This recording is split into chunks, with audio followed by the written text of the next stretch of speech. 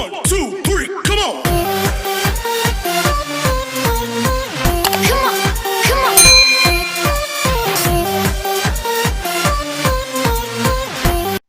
Assalamualaikum warahmatullahi wabarakatuh. Selamat pagi anak-anakku. Selamat berjumpa kembali dalam pembelajaran online kita pada hari ini. Semoga anak-anakku beserta ayah bunda tercinta selalu berada dalam keadaan sehat walafiat. Baiklah anak-anakku, sebelum kita memulai pembelajaran kita pada hari ini, marilah kita bersama-sama mengucapkan basmalah. Bismillahirrahmanirrahim.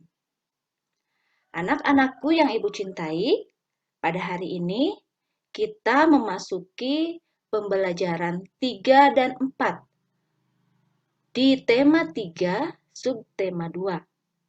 Adapun tujuan pembelajaran pada hari ini adalah yang pertama, dengan mengamati gambar, siswa mengidentifikasikan aktivitas masyarakat sekitar dalam upaya pembangunan sosial budaya. Yang kedua, dengan mengamati lingkungan sekitar, siswa membuat laporan hasil pengamatan tentang aktivitas masyarakat sekitar dalam upaya pembangunan sosial budaya. Yang ketiga, dengan melakukan wawancara, siswa menceritakan keanekaragaman adat istiadat di lingkungan sekitar. Dan yang keempat, berdasarkan iklan media elektronik yang disediakan, siswa menentukan ciri-ciri bahasa iklan. Nah, itulah beberapa tujuan pembelajaran yang harus Ananda kuasai pada pembelajaran 3. Adapun tujuan pembelajaran 4 yaitu yang pertama, dengan menuliskan alasan mengapa orang-orang yang memiliki perbedaan seperti perbedaan agama, suku bangsa, usia, dan pekerjaan dapat saling membantu dan saling bekerja sama dan menceritakan gambar yang disajikan. Siswa menceritakan dan memberikan contoh keanekaragaman adat istiadat di lingkungan sekitarnya. 2. Dengan mengamati lingkungan sekitarnya, siswa mengidentifikasikan dan melaporkan aktivitas masyarakat sekitar dalam upaya pembangunan sosial budaya Indonesia. 3. Dengan mengamati iklan, siswa menyebutkan dan menyajikan kata kunci dari paparan iklan elektronik yang diamatinya. Nah, itulah anak-anakku tujuan pembelajaran 4 yang harus Ananda kuasai setelah melaksanakan pembelajaran pada hari ini. Jadi kita sekarang melaksanakan 2 pembelajaran ya anak-anakku, yaitu pembelajaran 3 dan 4 di subtema 2. Nah, sekarang silakan anak-anakku buka bukunya di halaman 58. Di situ ada sebuah gambar aktivitas warga masyarakat yang dilaksanakan di pasar. Nah, keadaan di pasar ini kita lihat begitu ramai oleh penjual dan pembeli ya. Nah, coba apa sajakah yang dapat kamu temui di pasar? Nah, tentu saja banyak orang yang ingin membeli dan banyak juga orang yang menjual. Selain itu juga kita bisa menemukan barang-barang yang dijualnya, baik itu sayuran, baik itu buah-buahan, atau pakaian, kebutuhan rumah tangga lainnya, kebutuhan yang bersifat pokok, kebutuhan yang bersifat tambahan. Nah, itulah yang bisa kita temui di pasar ya. Nah, masih ingatkah kamu bagaimana sayur dan buah dapat sampai ke rumah kita? Ya, tentu saja dengan cara kita membelinya di pasar atau di warung ya, yang berasal dari petani sayur-sayuran yang berada di berbagai daerah di Indonesia. Mereka menjualnya ke pasar dan kita membelinya ke pasar. Nah, aktivitas apa sajakah yang dapat ditemukan pada gambar di atas? Nah, di sana ada aktivitas jual beli, yaitu proses menjual dan membeli barang. penjual menjual barangnya dan pembeli membeli dagangan dari penjual tersebut. Nah, itu ya kegiatan di pasar. Kegiatan di pasar itu adalah merupakan kegiatan dalam rangka atau dalam upaya pembangunan sosial dalam masyarakat untuk meningkatkan ekonomi taraf hidup masyarakat. Jadi, setiap negara memiliki rancangan pembangunan di bidang sosial, budaya, dan ekonomi ya, sesuai dengan program dan kemampuan negara itu sendiri. Nah, pembangunan sosial adalah semua aktivitas yang terkait dengan aspek sosial dan ekonomi yang bertujuan untuk meningkatkan taraf hidup atau kesejahteraan sosial. Adanya pembangunan sosial juga bertujuan untuk memenuhi kebutuhan hidup manusia, tidak hanya dari segi material, tetapi juga spiritual ya. Beberapa contoh aktivitas masyarakat dalam upaya pembangunan sosial antara lain penyuluhan kesehatan, koperasi, dan kegiatan ekonomi di pasar yang telah kita pelajari tadi di awal. Anak-anak juga bisa mengamati bagaimana aktivitas di lingkungan anak-anak sekalian, di lingkungan sekitar.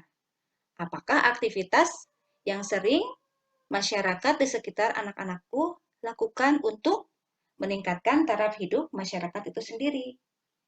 Nah, bagaimana atau apa yang dilakukan mereka di bidang sosial, di bidang budaya dan ekonomi untuk meningkatkan taraf hidup atau taraf ekonomi mereka. Silakan ya, nanti bisa dicari informasinya.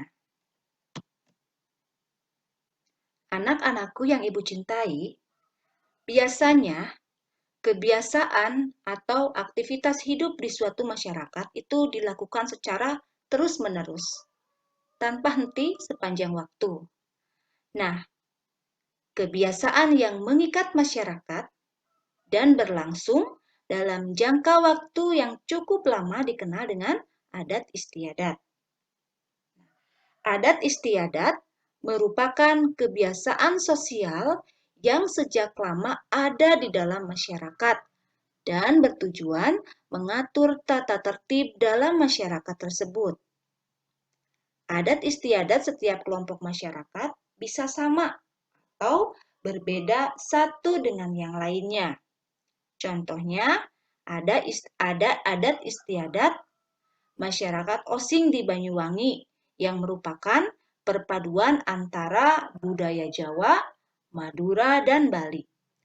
Kemudian, ada adat istiadat masyarakat desa di Jawa Timur dan Jawa Tengah yang ternyata memiliki persamaan. Salah satu persamaannya adalah bahwa mereka memiliki ikatan yang berdasarkan pada persahabatan. Nah, itu ya. Jadi, semua masyarakat pasti mempunyai adat istiadat. Nah, ada juga contoh adat istiadat yang lain ya, seperti ada upacara ngaben di Bali, Tabuik di Sumatera Barat, Dugderan di Semarang, dan lompat batu Fahomdo di Nias. Nah, adat istiadat tersebut menggambarkan keragaman suku dan budaya yang ada di Indonesia. Meskipun memiliki adat dan budaya berbeda, masyarakat Indonesia diharapkan tetap saling menghormati dan menghargai satu sama lain. Itu ya anak-anakku. Adat istiadat juga dibedakan menjadi dua jenis, yaitu ada adat istiadat yang tertulis ya, seperti peraturan atau dokumen. Dan yang kedua, ada adat istiadat yang tidak tertulis. Nah, seperti ada cerita rakyat, tarian rakyat, dan upacara adat. Jadi diingat ya, ada dua macam, yaitu yang tertulis dan tidak tertulis. Sekarang, mari kita simak Ayo Membaca. Tahukah kamu apa itu sisingaan? Mari kita baca ya. Nah, pertunjukan sisingaan merupakan sebuah pertunjukan yang membutuhkan kerjasama, kekompakan, kerja keras, ketertiban, dan ketekunan. Semua orang dari segala lapisan masyarakat yang beraneka ragam dapat ikut dalam iring-iringan tersebut. Iring-iringan dilakukan sambil mengitari kampung hingga akhirnya iringan kembali ke tempat semula. Tanpa adanya kerukunan, tentunya kerjasama yang baik tidak akan dapat terwujud. Ayo, Sisingaan itu dari daerah mana ya? Ya, betul sekali. Sisingaan merupakan adat istiadat yang berasal dari Jawa Barat. Nah, tadi telah dijelaskan bahwa tanpa adanya kerukunan, tentunya kerjasama yang baik tidak akan dapat terwujud.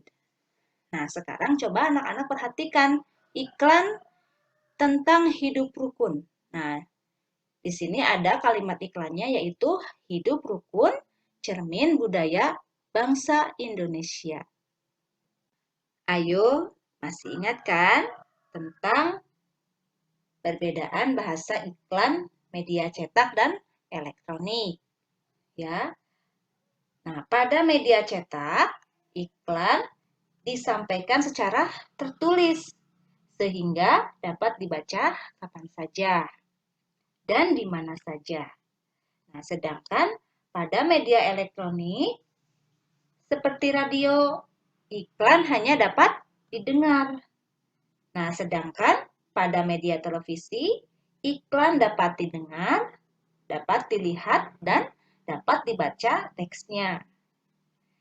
Jadi, berbeda dengan iklan media cetak, iklan media elektronik hanya ditampilkan dalam waktu yang singkat. Nah, bahasa yang digunakan dapat berupa bahasa formal atau non-formal. Namun, walaupun terdapat beberapa perbedaan, kedua jenis iklan tersebut juga memiliki persamaan, yaitu sama-sama dibuat untuk meyakinkan dan mempengaruhi pembaca atau pendengarnya. Ya, itu adalah perbedaan dan persamaan antara iklan media cetak dan media elektronik. Itulah anak-anakku pembelajaran kita di pembelajaran 3 ya. Nanti bersama orang tua silakan Ananda laksanakan apa yang diperintahkan pada buku. Nah, sekarang kita menginjak ke pembelajaran 4. Tadi di awal telah dijelaskan ya bahwa gambar ini merupakan gambar tentang aktivitas yang ada di pasar. Nah, dengan kegiatan atau aktivitas seperti ini, kita menyadari bahwa kita ini dikelilingi oleh orang-orang yang memiliki begitu banyak perbedaan. Tapi semuanya saling bekerja sama dan saling tolong-menolong. Nah, masih ingat juga kan bahwa kita ini memiliki semboyan ya, semboyan yang disebut sebagai Bhinneka Tunggal Ika. Nah, apa maknanya? Jadi, Indonesia ini memiliki keberagaman suku, budaya, adat istiadat, dan agama. Nah, keragaman ini merupakan perbedaan yang menjadikan negara Indonesia kaya. Meskipun memiliki perbedaan budaya, suku, atau agama, masyarakat Indonesia tetap bersatu.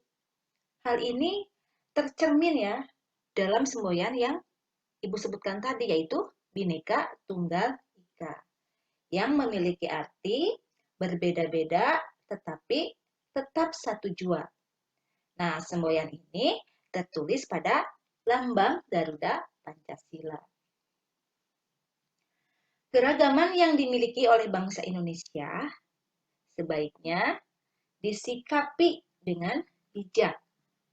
Kita harus saling menghormati dan menghargai dalam keberagaman. Upaya saling menghormati dan menghargai dapat terwujud dengan cara bekerja sama. Nah, kita dapat mewujudkan upaya saling menghormati dengan melaksanakan kerjasama dalam mengerjakan tugas. Nah, kerjasama ini yang akan menjadi pemersatu dari perbedaan yang ada. Contohnya, kerjasama yang dapat kita lakukan adalah yang pertama, menolong tetangga yang mengalami kesulitan walaupun berbeda suku dengan kita. Yang kedua, melaksanakan kerja bakti di lingkungan sekitar. Nah, itu contoh-contoh dari kegiatan kerjasama di lingkungan kita. Meskipun kita berbeda dari segi agama, berbeda dari segi suku bangsa, usia, ataupun pekerjaan kita masing-masing. Nah, ini ya, bahwa semboyan Bhinneka Tunggal Ika ada di dalam lambang negara kita, yaitu Pancasila. Jadi, perbedaan dan keragaman yang ada justru harus menjadi sebuah kekuatan yang ada, dan pada akhirnya akan memperkaya sifat budaya bangsa Indonesia dan lebih memperkuat persatuan dan kesatuan bangsa. Begitu ya anak-anakku.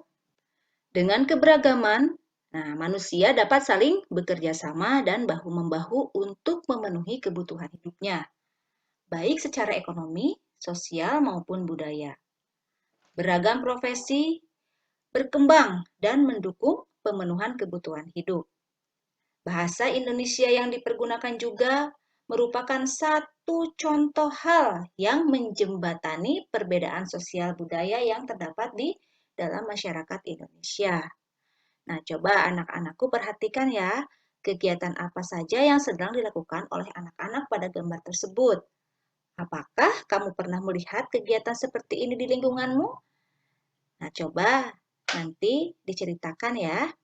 Nah, di dalam kedua gambar di atas, nah bercerita tentang upaya manusia dalam sebuah pembangunan sosial budaya. Bahasa Indonesia merupakan contoh upaya manusia dalam sebuah pembangunan sosial budaya. Kegiatan seni yang bertujuan melestarikan budaya Nusantara juga merupakan sebuah upaya pembangunan sosial budaya. Contoh lain dari pembangunan sosial budaya adalah dengan semakin terbentuknya kesempatan bagi kaum wanita untuk bersekolah dan menuntut ilmu setinggi mungkin. Masih banyak lagi ya contoh-contoh pembangunan sosial budaya yang terdapat di sekitar kita. Nah, silahkan nanti Ananda cari ya contoh-contoh upaya manusia dalam pembangunan sosial. Bisa Ananda buat dalam bentuk laporan seperti ini. Nah, sekarang kita simak percakapan antara Benny dan Siti. Nah,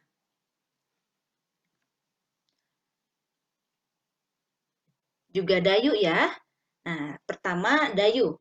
Kalau kamu, apa contoh yang dapat kamu berikan tentang pembangunan sosial budaya, Ben? Benny menjawab, menurutku, acara kuliner Nusantara yang sering diadakan di lingkungan sekitar kita merupakan contoh pembangunan sosial budaya. Dengan begini, kita dapat melestarikan makanan khas daerah. Kita juga turut memperkenalkan kepada orang-orang lain yang berbeda budaya dengan kita untuk turut mencicipi dan bersama-sama menikmati makanan khas daerah tersebut. Lalu Siti memberikan pendapatnya. Betul sekali, Ben. Kamu tahu tidak, acara kuliner Nusantara yang diadakan minggu lalu itu sukses besar loh. Semuanya berkat iklan-iklan di media cetak dan elektronik yang beredar sejak sebulan sebelumnya. Nah, inilah iklan yang dipasang di berbagai media cetak atau di berbagai media elektronik. Nah, iklan memang harus dibuat semenarik mungkin agar dapat menarik perhatian mereka yang melihatnya. Oleh karena itu, penting sekali untuk selalu berhati-hati dalam penyampaiannya. Biasanya, iklan pada media elektronik disampaikan dalam waktu singkat Oleh karena itu, untuk dapat menjelaskan dengan baik, kita perlu mengingat kata kunci yang terdapat pada iklan. Nah, kata kunci pada iklan dapat ditemukan pada slogan serta kalimat persuasif atau yang mengandung ajakan ya, yang ada pada iklan tersebut. Untuk lebih memahami bagaimana cara menentukan kata kunci pada sebuah iklan elektronik, maka silakan anak-anakku amati ya dua buah iklan di televisi atau di radio dan tulis kata kunci dari iklan tersebut. Nah, nanti judul iklan pertama ditulis ya, kata kuncinya apa. Judul kedua juga ditulis, maka kata kuncinya juga apa. Nah, pilihlah iklan yang menggunakan bahasa Indonesia yang baik dan benar. Nah, sekarang coba anak-anakku perhatikan di Ayo Membaca, di sini ada percakapan antara Siti, Udin, dan Dayu. Nanti silakan anak-anak baca ya. Nah, pada intinya, percakapan mereka itu menceritakan tentang infus water atau sejenis minuman yang memang sedang sangat tren ya sekarang untuk menjaga kesehatan tubuh kita. Nah, istilah infus water ini dalam bahasa Indonesia kita kenal dengan sebutan air infus. Air infus adalah air bening yang telah diberi tambahan potongan buah atau herbal, sehingga memberikan sensasi rasa air tertentu. Air infus bermanfaat bagi kesehatan. Nah, secara teknis, air infus dibuat dengan memasukkan irisan buah-buahan ke dalam air putih. Kemudian didiamkan beberapa jam sampai sari buahnya keluar dan air akan berubah rasanya. Namun, jangan hanya ikut-ikutan mengkonsumsinya ya. Kenali dahulu manfaat dari bahan-bahan yang dimasukkan ke dalam air dalam botol tersebut. Dengan mengenali manfaat dari bahan-bahan yang digunakan, kita dapat memperoleh lebih banyak manfaat yang sesuai dengan kebutuhan tubuh kita. Nah, silahkan nanti dicoba ya di rumah masing-masing membuat infus water. Nah, dengan bahan-bahan yang sudah tertera di buku ya, di halaman 71. Silahkan ya membuat sendiri. Nanti dicoba sendiri dan bagaimana rasanya kamu tulis di buku tugasmu. Nah, baiklah anak-anakku, demikianlah pembelajaran yang dapat Ibu sampaikan pada hari ini. Mudah-mudahan bermanfaat dan menambah ilmu pengetahuan bagi kalian. Mohon maaf sekali atas segala kekurangan Ibu dan terima kasih atas segala perhatiannya. Mari kita tutup pembelajaran kita pada hari ini dengan mengucapkan hamdalah bersama-sama. Alhamdulillahirabbil alamin. Sampai bertemu lagi besok ya anak-anakku. Assalamualaikum warahmatullahi wabarakatuh.